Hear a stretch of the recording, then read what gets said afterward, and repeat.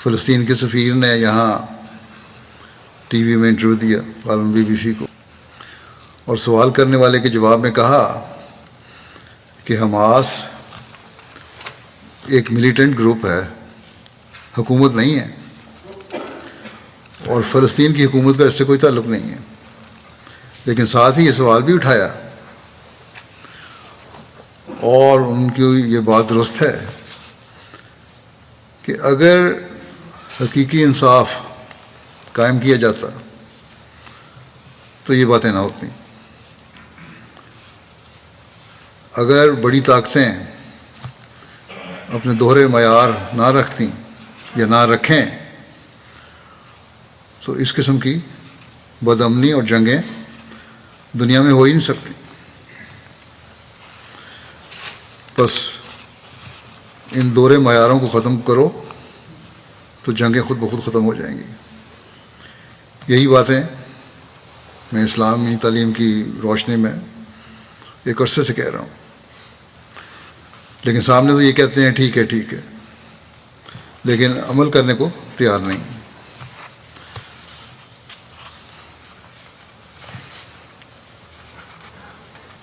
اب تمام بڑی طاقتیں یا مغربی طاقتیں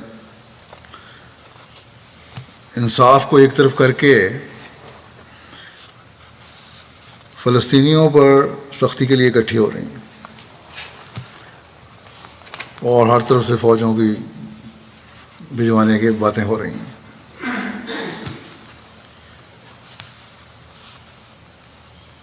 اور مظلوموں کی تصویریں دکھائی جاتی ہیں کہ اس طرح ہو رہا ہے ظلم، اس طرح ہو رہا ہے۔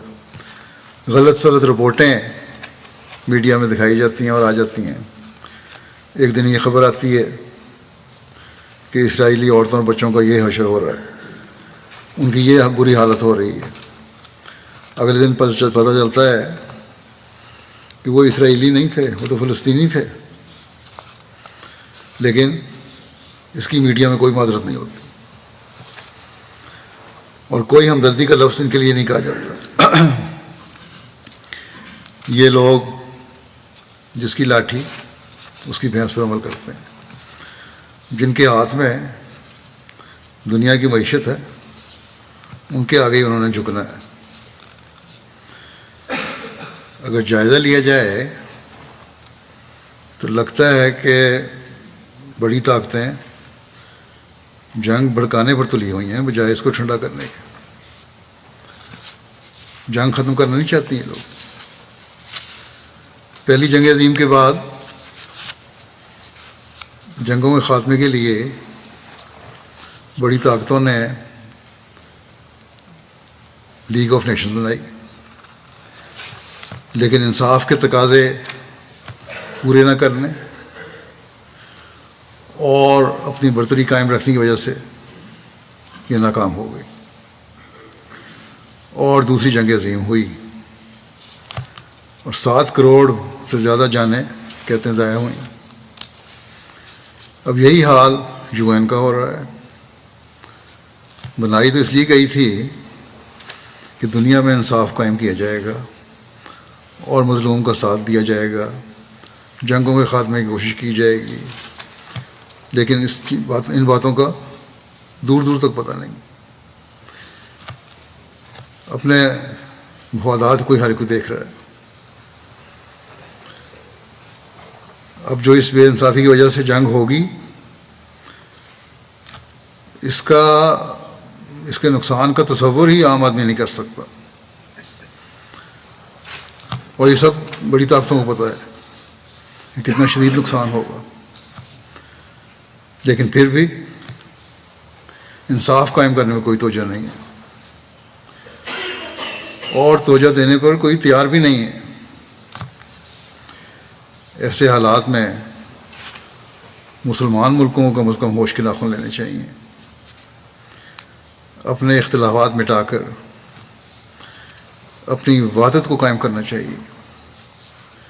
اگر مسلمانوں کو یہ ہدایت اللہ تعالیٰ نے اہل کتاب سے تعلقات بہتر کرنے کے لیے دی ہے کہ تعالوا الی کلمۃ سواء بیننا و بینکم، اس کلمے کی طرف آ جاؤ جو ہمارے اور تمہارے درمیان مشترک ہے، یہ اللہ تعالیٰ کی ذات ہے.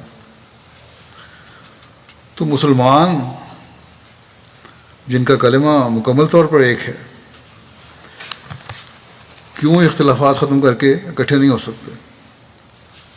بس سوچیں اور اپنی عبادت کو قائم کریں، اور یہی دنیا سے فساد دور کرنے کا ذریعہ ہو سکتا ہے. اور انصاف کے تقاضے پورے کرنے کے لیے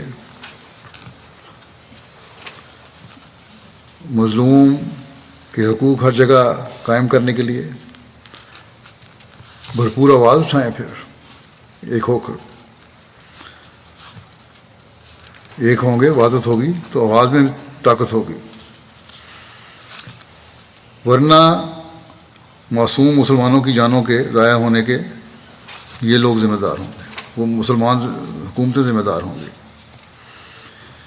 حضرت صلی اللہ علیہ وسلم کی اس ارشاد کو ہمیشہ سامنے رکھنا چاہیے، اور یہ ان طاقتوں کا کام ہے رکھیں کہ ظالم اور مظلوم دونوں کی مدد کرو.